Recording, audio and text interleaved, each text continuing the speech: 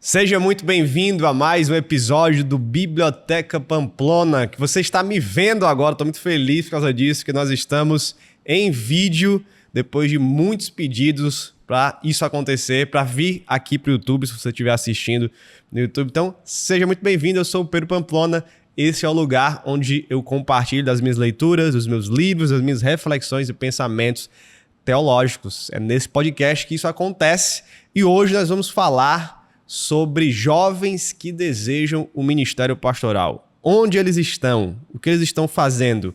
Por que eles estão ficando cada vez mais raros? Esse tema foi fruto de um post no meu Instagram que me fez receber muitas DMs e até mensagens de WhatsApp. Então eu quero bater um papo melhor sobre isso aqui no podcast. Mas antes de entrar no tema, eu queria pedir um favor para você. Você está no YouTube, está me vendo aqui no YouTube? Por favor, se inscreva aqui no meu canal, né, para a gente ir atualizando você recebendo as notificações. Então se inscreve aqui, né? Tem um pessoal que já está inscrito no Spotify. Se você estiver no Spotify e não está inscrito, se inscreve também. Avalia o podcast no Spotify e começa aí a seguir o nosso conteúdo. Coloca o Biblioteca Pamplona na sua biblioteca do Spotify, porque nós estamos em vídeo também no Spotify. E se você está nos outros agregadores só ouvindo, seja muito bem-vindo também. Tem a galera que só gosta de ouvir podcasts. Eu gosto muito de ouvir. Às vezes eu assisto podcasts, né, MesaCast, sei lá, mas eu gosto mais de ouvir porque eu estou fazendo outra coisa. Então você pode estar aí na academia, você pode estar lavando louça, você pode estar fazendo faxina, você pode estar dirigindo, né, e ouvindo esse programa. Então, se você está no YouTube, não se esquece, dá o like aí, por favor, no vídeo, comenta no Spotify também. Enfim, faz o trabalho que você tem que fazer aí como inscrito do canal, tá? Vamos falar então sobre este tema. E a pergunta que eu fiz no meu Instagram, que abriu o conteúdo, foi a seguinte: onde estão os jovens que desejam o ministério pastoral? E aí eu apresentei algumas pesquisas que foram feitas em 2023, 2022, nos Estados Unidos, sobre como estão, né, essas relações da igreja com novos pastores, pastores mais velhos, sucessores, né, qual tem sido a dificuldade, quais são os números. E eu trouxe alguns números nesse post que eu quero compartilhar com você para que a gente comece essa conversa aqui. Então, onde estão os jovens que desejam o ministério pastoral? Há uma pesquisa que diz assim: pastores americanos enfrentam dificuldades para encontrar os seus sucessores. E aí tem um dado aqui que é o seguinte: essa pesquisa revela que 75% dos líderes concordam que está cada vez mais difícil encontrar jovens responsáveis que desejam o ministério pastoral. 75% dos pastores concordam com isso. Esses são dados norte-americanos, mas eu acredito que a realidade é muito parecida no Brasil. Talvez o Brasil esteja um pouquinho melhor, talvez. Não sei se não diria um pouquinho pior, não sei. Eu imagino que um pouquinho melhor, mas creio que é uma situação muito, muito parecida. Nós temos outra pesquisa que diz que 1 a cada 4 pastores que existem nos Estados Unidos, eles vão se aposentar até 2030. Eles planejam se aposentar até 2030. Ou seja, 25% dos pastores vão se aposentar até 2030. E há um dado que diz que apenas 16% dos pastores têm menos de 40 anos. Então nós temos 25% dos pastores que vão se aposentar até 2030, ou seja, daqui a 5 anos. E nós só temos 16% de pastores que têm menos de 40 anos. Onde estão os jovens pastores? Onde estão os jovens que desejam o ministério pastoral? Junto com esses dados aqui, eu coloquei uma outra pesquisa que vai mostrando como os pastores mais velhos têm sentido a dificuldade de encontrar pastores mais jovens, de encontrar os seus sucessores. Então, tem uma pesquisa que diz o seguinte: ela coloca essa afirmação aqui e os pastores mais velhos vão julgar se eles concordam ou discordam. A afirmação é a seguinte: tem se tornado mais difícil encontrar jovens cristãos maduros que desejam se tornar pastores. Em 2015, 24% dos pastores mais velhos concordavam que tem sido mais difícil encontrar jovens maduros que desejam o ministério pastoral. Em 2022, ou seja, 7 anos depois, esse número já é de 34%. Houve um aumento de 10% em pouco tempo. Né? Se a gente está considerando uma geração ou longo prazo da igreja, 7 anos é pouco tempo.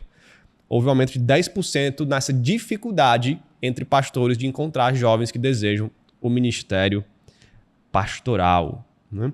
Há uma outra afirmação que diz o seguinte: eu estou preocupado a respeito ou sobre a qualidade dos futuros líderes cristãos. E aí 71% concordam com isso. 71% dos pastores mais velhos, mais antigos, concordam com essa afirmação. Então eu fiz uma pergunta: por que os jovens não desejam ser pastores? Ou por que talvez esses jovens que desejam não estão se tornando ou aparecendo como candidatos ou como possíveis pastores, possíveis sucessores? O que está acontecendo? E essas mesmas pesquisas revelaram dados interessantes e dados que nos chamam a atenção, que nós devemos realmente refletir. A mesma pesquisa que mostrou que os pastores estão mais preocupados com o futuro e que está sendo mais difícil encontrar jovens pastores, revelou isso aqui. Olha essa afirmação que foi feita.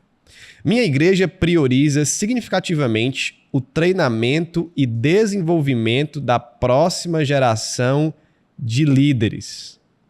De 2015 para 2022, o percentual de pastores que concordam em algum nível com isso caiu de 69% para 45%.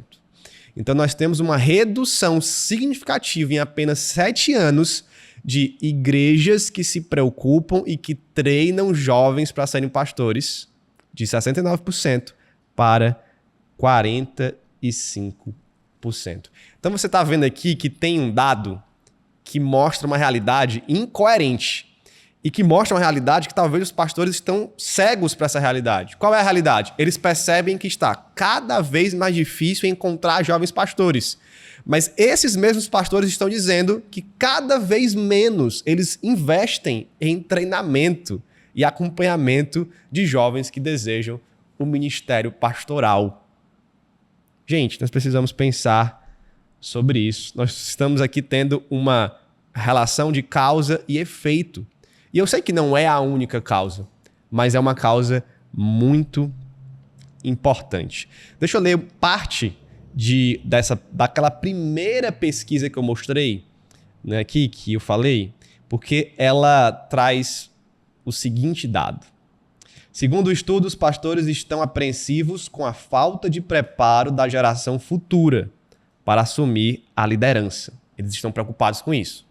Os novos jovens, os novos pastores, os candidatos, eles não estão bem preparados. 71% responderam que estão preocupados com a qualidade desses líderes do futuro. Apesar dessa preocupação, 79% dos entrevistados admitiram que as igrejas não têm investido em treinamentos.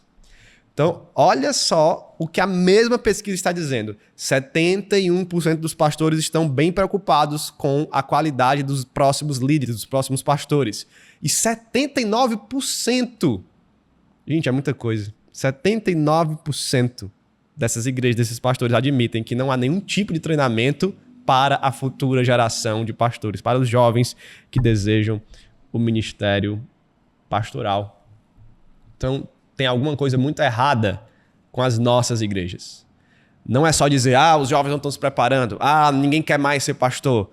Tem uma realidade aqui por trás disso também que nós precisamos pensar, e é sobre isso que nós vamos pensar aqui. As igrejas não estão se envolvendo em treinamento, acompanhamento, identificação de jovens que querem, que desejam o ministério pastoral. E aí eu fiz algumas perguntas que, mais uma vez, eu quero fazê-las aqui neste episódio. Perguntas reflexivas. Eu espero que você, pastor, esteja assistindo isso, você, líder, esteja assistindo isso, você, jovem que deseja o ministério pastoral, esteja assistindo isso, você, membro de igreja, esteja assistindo isso, para que você perceba como algumas coisas fazem diferenças. Então, se os jovens não desejam mais ser pastores ou não perseveram neste desejo, ou está difícil de encontrá-los, eu tenho algumas perguntas para fazer. Primeira, como a igreja trata os seus pastores? Como a igreja, a liderança da igreja, os membros da igreja, como é que a igreja trata os pastores? Como os jovens desejarão o ministério pastoral se eles veem os seus pastores atuais isolados, sobrecarregados, lutando com necessidades e sendo pressionados de todos os lados? Como é que eles vão desejar esse tipo de vida? A igreja cuida bem dos pastores atuais? Isso vai ser exemplo para os jovens. E aqui eu não estou dizendo que o jovem precisa fugir das pressões, fugir das dificuldades, nada disso, mas essas coisas, essas pressões, essas dificuldades, elas acontecem mesmo você cuidando do pastor. O problema é que quando a igreja é o próprio instrumento dessas dificuldades aqui e dessas pressões. Então isso afasta os jovens do ministério pastoral. Segundo, como é que a igreja tem identificado jovens que desejam o ministério e investido neles? Como é que isso acontece? Há algum espaço para jovens abrirem o coração sobre isso? Há conversas intencionais sobre isso? Há algum orçamento da igreja para ajudar esses jovens a pagarem os seus seminários? Há um direcionamento de vá para esse seminário, estude dessa forma, vamos acompanhá-lo aqui nos seus estudos? Há algum tipo de incentivo da igreja para que jovens desejem o ministério pastoral, busquem o ministério pastoral? E terceiro, como a igreja tem dado oportunidades a esses jovens ou a todos os jovens de servirem na igreja? Existe espaço para o jovem buscar a pregação? Para ele aprender a pregar, para ele atuar na pregação, no ensino, no aconselhamento, no evangelismo? Existe espaço para isso ou não? O jovem é colocado ali como quem vai montar as cadeiras da igreja, servir no ministério infantil, ajudar com alguma coisa, pegar peso, ou ele pode buscar e ele tem espaço para servir nessas outras áreas, para ser um professor de EBD, para ser um pregador em algum culto, né, para aconselhar pessoas. Ele tem espaço para isso quando identificado que, logicamente, que ele tem os requisitos mínimos para exercer essas funções? Então, se nada disso aqui é real, fica difícil você encontrar jovens e desenvolver jovens para o ministério pastoral. Nós precisamos fazer essas reflexões. No meu post lá, eu coloquei reflexões também para a família. Talvez você seja pai de jovens, pai de adolescentes aqui, pai de filhos pequenos mesmo. Meu filho tem 6 anos e eu já penso nisso. O que você diria se seu filho chegasse em casa dizendo hoje: pai, quero ser pastor, quero entrar no seminário, vou estudar teologia, quero ser um pastor? O que você falaria para ele? Você ficaria desesperado? Você desencorajaria? Ou você encorajaria seu filho, ficaria feliz, buscaria orientação junto com ele sobre isso? Qual seria a sua reação? Já pensou nisso? Você permite que seu filho participe das atividades da igreja? Ele tem tempo? Você libera tempo para ele, para que ele sirva na igreja? Ou você tem fechado ele numa bolha de estudos, onde ele não pode fazer mais nada, ele só vai no culto do domingo mesmo e pronto? Como é que tem sido isso? Será que você tem alimentado seu filho, sua filha, apenas com desejos por uma carreira, desejos carnais, desejos apenas materiais? Ou você tem ensinado que a vocação é uma forma de glorificar a Deus? Isso tem impacto também sobre o que ele vai pensar sobre a possibilidade do ministério pastoral.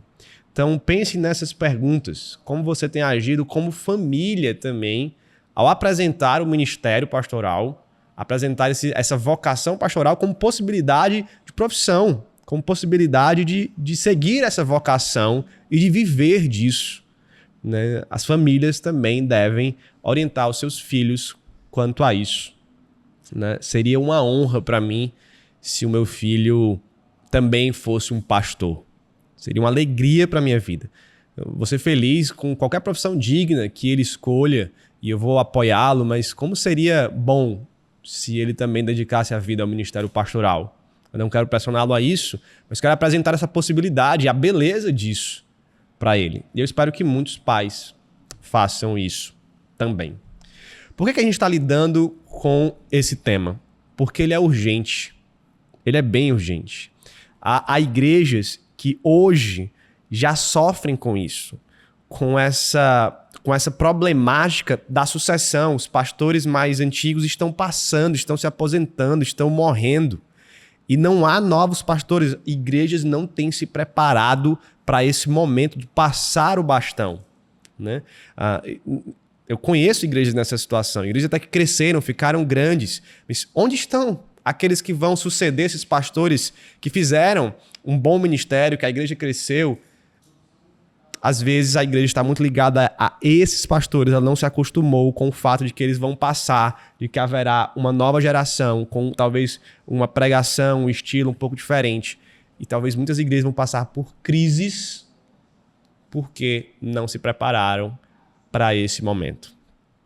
Eu conversei com um pastor mais velho do que eu, recentemente, e ele falou uma frase que eu já estava pensando nesse tema, né, nesse post, e ele falou uma frase excelente, porque nós estávamos conversando justamente sobre essa questão de uma sucessão dentro do ministério pastoral, pastores mais velhos precisarem buscar por jovens que querem ser pastores, por pastores mais jovens.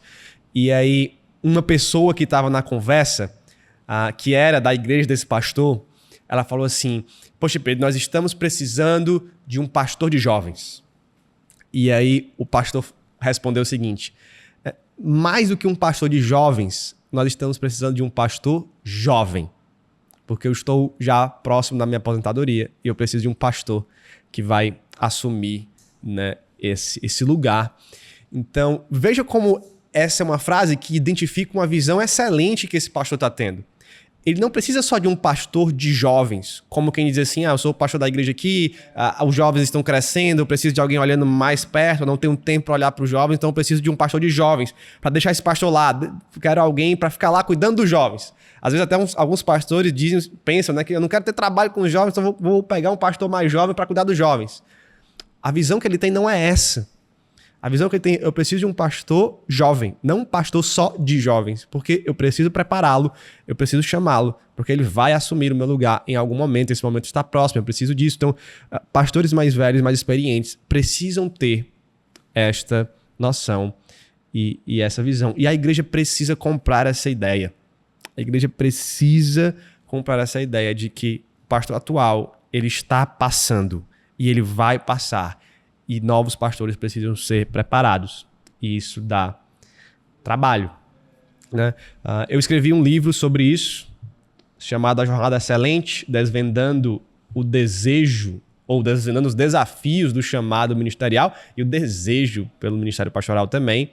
Foi o meu primeiro livro publicado, ele está aqui, é o livro que foi publicado pela editora Peregrino, e ele é um livro para jovens que desejam o ministério pastoral. Daqui a pouco eu toco mais neste livro, porque agora eu quero responder algumas perguntas. Lembra que eu recebi várias perguntas em DM e até pro WhatsApp também sobre esse tema, e eu abri uma caixinha no meu Instagram. Eu quero responder algumas perguntas, tá, que eu recebi aqui junto com vocês, tá? Perguntas que vão dizer coisas aos pastores, aos jovens e a toda igreja. Bom, então preste muita atenção, eu quero oferecer algumas respostas aqui. Recebi várias perguntas, eu peguei aquelas perguntas que se repetiram e eu quero dar atenção a elas, e eu peguei perguntas também que eu achei bem interessantes e bem relevantes de responder aqui neste episódio. Bom, então vamos lá. Pergunta aqui que surgiu: o pastor, ele tem que ter curso de teologia? Gente, vou responder de modo geral e depois falar de algumas exceções que podem existir. De modo geral, diria que sim, o pastor ele precisa ter um curso de teologia. É bom, é o ideal que ele tenha uma formação teológica. Inclusive, a gente precisa investir nos jovens que desejam o ministério pastoral. Você deseja, meu amigo? Então vamos estudar teologia, vamos fazer um seminário, vamos ter uma formação mesmo teológica, porque essa é a parte teórica do trabalho pastoral. Ele trabalha com teologia. Então, o médico faz medicina, né? O engenheiro faz engenharia, né? O psicólogo faz psicologia. Nós precisamos aprender a nossa profissão, né? A nossa vocação tem toda uma fundamentação teórica que a sustenta e que nos faz desempenhar o nosso papel profissional. Isso é a teologia para o pastor. Tem exceções? Tem exceções. Às vezes, nós estamos em contextos, seja em contextos rurais, contextos mais afastados, contextos de pobreza extrema, contextos até pessoais do próprio jovem ali, do próprio pastor, que por motivo de força maior, ele não conseguiu fazer uma formação, ou ele não consegue, ele não tem acesso. E aí cabe à igreja se esforçar, até missionários, organizações para-eclesiásticas, se esforçar para levar algum tipo de curso teológico, de ensinamento teológico, de acompanhamento teológico com essas pessoas, para que elas tenham a melhor capacitação possível, acessível. E às vezes não vai ter um seminário para fazer. Hoje a gente tem uma facilidade muito grande com ótimos cursos online, né, formações online. Isso já diminui esse problema. Então, só para não ser categórico, eu sei que existem as exceções, mas no ideal, aquilo que deve ser buscado é que o pastor tenha formação em teologia. E já que nós estamos falando de jovens pastores, né, de jovens que desejam o ministério pastoral, é fundamental que a igreja invista de alguma forma, nem que seja só com a orientação, com a oração, né, com o direcionamento. Mas se pudesse ser financeiramente, né, pagar o seminário inteiro, ajudar com uma parte, o jovem levantar ofertas entre os irmãos para ajudar no custeio, né, às vezes até dos livros, do deslocamento, enfim. O que a igreja puder fazer, eu acho que ela pode fazer e deve fazer para investir nos jovens, nos seus cursos de teologia. Tem uma pergunta, gente, sensacional, né, que sempre aparece, que é essa aqui. Como saber que eu sou um vocacionado? Como saber que eu sou realmente chamado por Deus para ser pastor? Neste livro, A Jornada Excelente, eu trato exatamente da resposta dessa pergunta no capítulo 2. Como saber se eu sou realmente chamado? No capítulo 1 eu falo sobre o desejo pastoral, entendendo esse desejo, o que é esse desejo, como ele surge, se ele é lícito ou não. E no capítulo 2 eu respondo essa pergunta: como saber se eu sou realmente chamado? E o que eu falo aqui no livro é que tem dois fatores.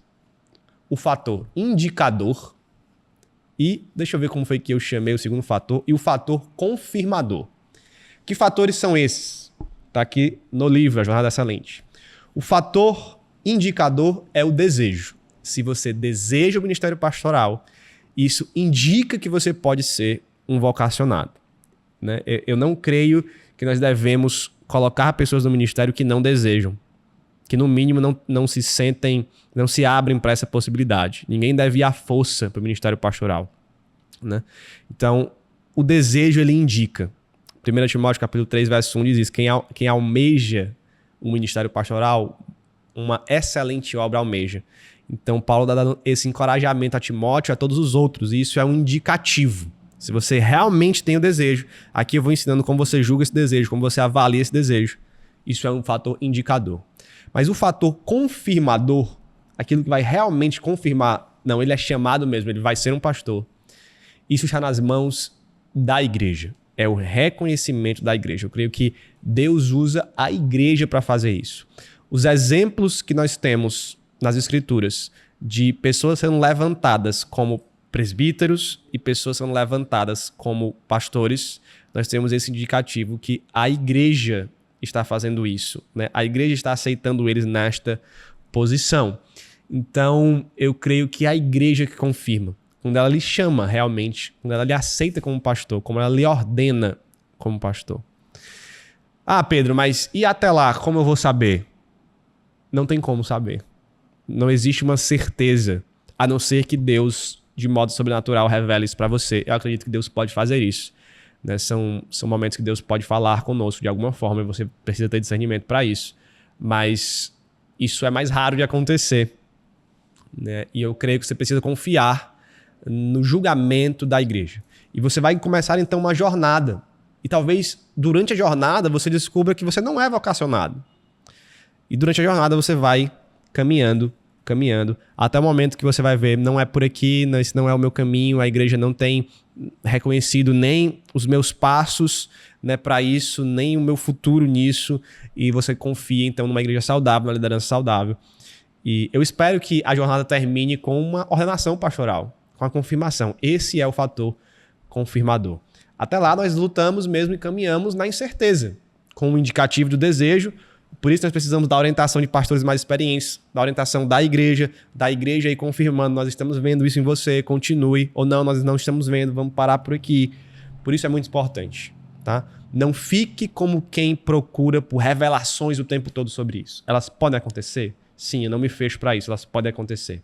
Mas o natural é que o fator confirmador esteja com a igreja. Uma boa pergunta que foi feita também foi a seguinte. O jovem aqui que perguntou, ele traz uma contextualização. Atualmente sou de uma igreja pentecostal, mas discordo das doutrinas. Devo trocar para uma igreja mais perto do que eu acredito, caso eu queira ser pastor? Então, alguém está numa igreja que ele discorda das doutrinas e ele quer ser pastor, então está perguntando, eu preciso ou é melhor trocar de uma igreja que tem uma doutrina mais parecida com a que eu acredito, caso eu queira ser pastor? E a minha resposta é logicamente que sim, tá? Eu não tenho nenhuma dúvida disso. Inclusive, mesmo se você não quiser ser pastor, se você está numa igreja que você discorda das doutrinas, você precisa ir para uma igreja que você concorde mais. Nem que você vai achar, talvez você ache, né? Mas nem que você vai achar uma igreja que você concorde 100% com tudo. Mas nós precisamos estar numa igreja que tenha o máximo de concordância, né, com a doutrina. Nós temos o máximo de concordância com a doutrina da igreja. Então, para qualquer crente isso é saudável. Quanto mais para alguém que quer ser pastor. Como você quer pastorear uma igreja em que você tem visões teológicas diferentes, né? Então, não faz muito sentido. Você precisa estar alinhado, pelo menos, com as doutrinas fundamentais e as práticas fundamentais que aquela igreja tem. Bom, então, isso é muito importante. Outra pergunta também muito boa e que eu também respondo num capítulo aqui da Jornada Excelente. O jovem perguntou aqui, quando você sentiu o chamado pastoral, você já era casado?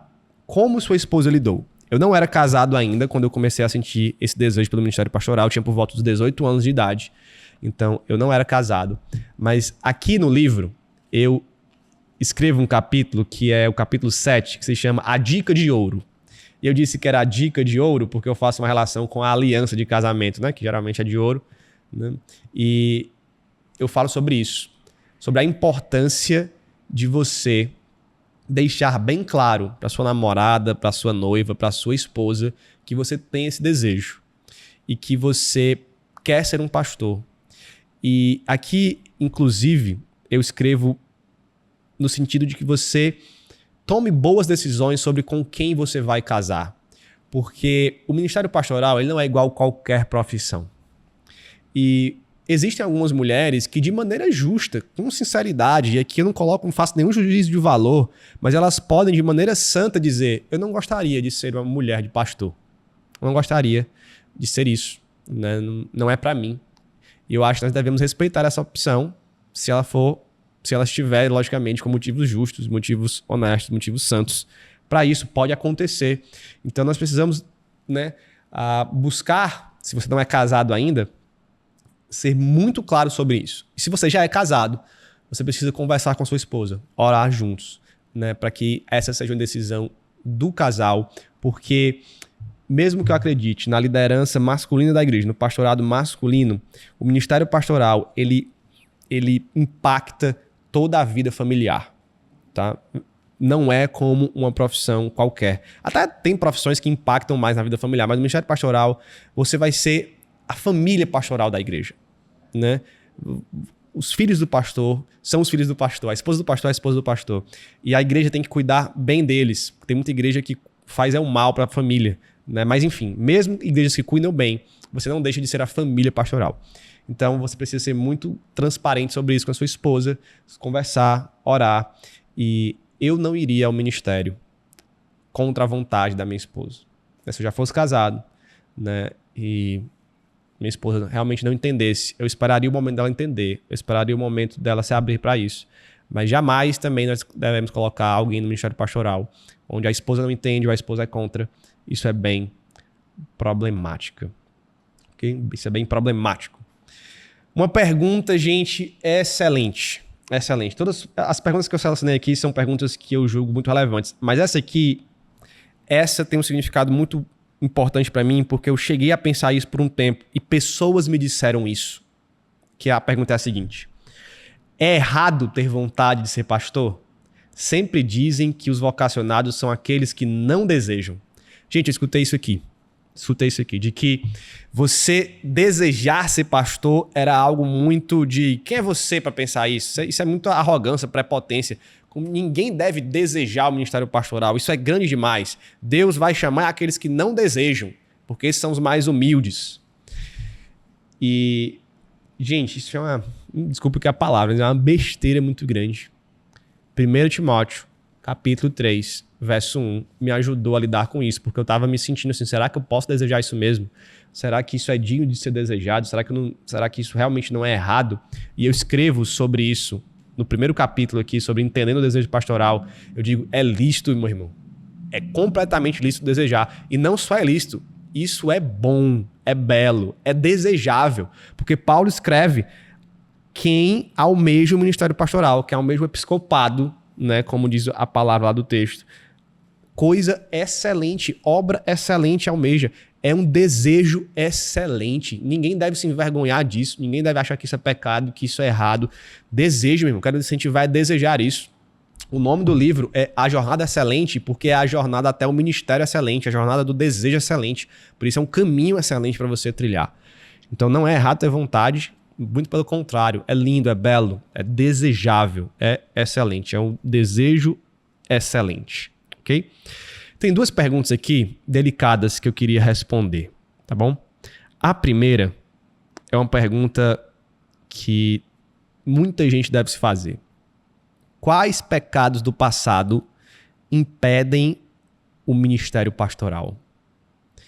Muita gente vem com essa dúvida, às vezes não fala, né? Eu já lidei com situações dessa, de que alguém perguntou assim, isso que eu fiz me impede de ser pastor?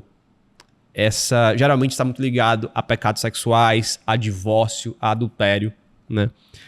Então, quais pecados do passado impedem o ministério pastoral? De maneira geral, gente, nenhum. Principalmente se nós estivermos falando aqui do passado de quem ainda não tinha se convertido. Do passado mundano das pessoas. Nenhum pecado impede que você um dia se torne pastor. Nenhum. Ainda que você seja crente, eu ainda diria que, logicamente, o julgamento aqui ele vai ser mais estreito, mais detalhado, com muito mais cuidado, mas ainda diria que nenhum pecado lhe impede de ser pastor. Você deve estar lembrando do texto que diz que o pastor, o presbítero, deve ser marido de uma só mulher. Então, se eu for divorciado, pastor, se eu adulterei, né, eu não posso mais ser pastor. Eu não tenho esse entendimento do texto, eu tenho um entendimento de que o texto está falando da fidelidade conjugal. Então, se você, né, foi divorciado, existem vários motivos para o divórcio, né, inclusive motivos lícitos, então isso tem que ser analisado segundo a palavra de Deus.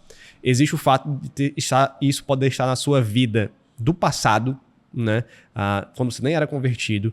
Então, se você hoje é, por exemplo, casado, tem uma família, é um homem exemplar, fiel à sua esposa, que é o requisito, né, eu não vejo nenhum empecilho bíblico. Se você realmente está arrependido, se você é uma nova criatura em Cristo, né, então você poderia ser um pastor. Se você hoje é fiel, se você hoje é um homem exemplar, se você hoje governa bem a sua casa, né? Então, é claro que cada caso precisa ser analisado. O que foi que gerou o pecado lá, o que foi que gerou o divórcio, né? As igrejas têm visões diferentes sobre isso, mas de maneira geral, a minha resposta é nenhum. Nenhum pecado lhe impede. A não ser que realmente você ainda esteja sobre o efeito desses pecados, não tenha se arrependido, nunca tenha consertado a sua vida, seja uma marca que você ainda não superou, né? Enfim. Tá? Logicamente, nós temos que analisar tudo isso, mas, de novo, de maneira geral, nenhum pecado pode ser colocado como empecilho para o ministério pastoral, assim, de cara. Essa é a minha crença, ok? Olha essa pergunta agora, eu vou encerrar com ela. me sinto vocacionado, mas tenho tendência homoafetiva. Ele colocou em parênteses aqui, ninguém sabe disso. Devo ir para o seminário? Essa é uma pergunta muito delicada, é um tema importante. E eu diria o seguinte, o que vai definir aqui a sua situação sobre devo ir para o seminário, devo continuar ou não, é o que você faz com essa tendência que você chamou, talvez seja melhor dizer tentação, né? O que você tem feito com isso, né? Se você tem buscado uma vida santa, se você tem buscado o arrependimento e o andar longe do pecado, se você tem andado como um cristão, mesmo nessa luta específica da sexualidade, não há nenhum problema em você seguir para o ministério pastoral, né? Talvez aqui vai ser o caso de que você vai lidar com esse pecado para o resto da vida. Talvez vai ser o caso de que daqui a pouco você vai conseguir lidar com essa tentação de uma forma que ela não vai aparecer mais, né? Talvez você vai entender que você, não só por causa disso aqui, porque eu não acho que o celibato é uma marca de quem tem apenas essa tendência, essa tentação. Não é assim que eu defino o celibato. Mas talvez você vai entender que você foi chamado para o celibato por uma questão de outras coisas também, junto com isso. Talvez você vai casar, né? A gente não consigo responder algo, né, apenas a partir dessa pergunta. Mas isso só não é um impeditivo também para o ministério pastoral, porque depende de como você lida com isso. Existem grandes homens de Deus que têm essa luta até hoje, nessa área da sexualidade, né, nessa área da homoafetividade, mas que eles vivem santidade, né, lutam contra isso, negam esses desejos. Alguns deles, né, são celibatários, são pastores solteiros, né, outros, como eu conheço, né, lidaram com isso, né, passaram por isso, abandonaram isso, não sofreram mais dessa tentação, né, e casaram, inclusive, são pastores. Então são várias situações que podem acontecer, né? Então não se feche para servir a Deus, para caminhar com Deus e nem para o ministério pastoral só por conta dessa luta específica na área da sexualidade, né? Isso pode ser lidado de uma maneira santa, de uma maneira bela, e você pode ser um pastor, ok? Então essas eram as perguntas que eu queria responder. Esses eram temas que eu queria tratar aqui com vocês. Lembrar da importância desse tema, da urgência dele. Nós estamos caminhando para um futuro bem problemático nas nossas igrejas se não fizermos nada. E eu queria lhe encorajar a responder essas perguntas aqui para lhe encorajar. E deixo, como sempre, a indicação de livro aqui no Biblioteca Pamplona. O de hoje é o livro que eu já falei, né? A Jornada Excelente, que é um livro meu que eu estou indicando para vocês, né? Se você quer ser pastor, se você é um jovem que tem despertado para o desejo pastoral, por favor, leia esse livro, né? Não há nada igual no Brasil como um livro desse aqui. O livro mais próximo que você vai encontrar, que se parece com esse um pouco, é o livro Eu Sou Chamado, da editora Fiel, que eu não sei se ele é editado mais, se ele está à venda ainda, né? Você pode procurar na internet também, mas lá é só sobre o chamado. Aqui tem mais coisas. Eu falo sobre o chamado, inclusive cito esse livro da Fiel, né?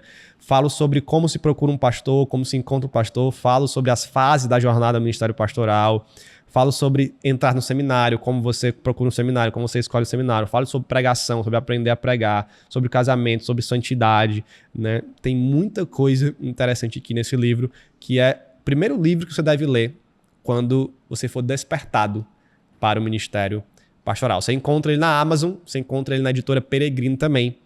Então, leia este livro, ok? Não se esquece, nós estamos encerrando esse vídeo, mas se você não está inscrito ainda, se inscreve e compartilha, cara. Compartilha esse conteúdo com os pastores, com seus pastores, seus líderes, com os jovens que você conhece desse ministério pastoral e com a galera da igreja. Todo mundo da igreja para ouvir sobre isso, porque a igreja precisa tomar uma atitude sobre isso. E deixa teu comentário aqui também. Vamos bater um papo sobre isso. Eu sempre dou uma olhada aqui, sempre estou respondendo a galera. Deixa o teu comentário, seja no Spotify ou no YouTube. Ok? Então é isso. Biblioteca Pamplona vai ficando por aqui. E eu te vejo, e você me vê também agora no próximo episódio. Que Deus te abençoe. Valeu!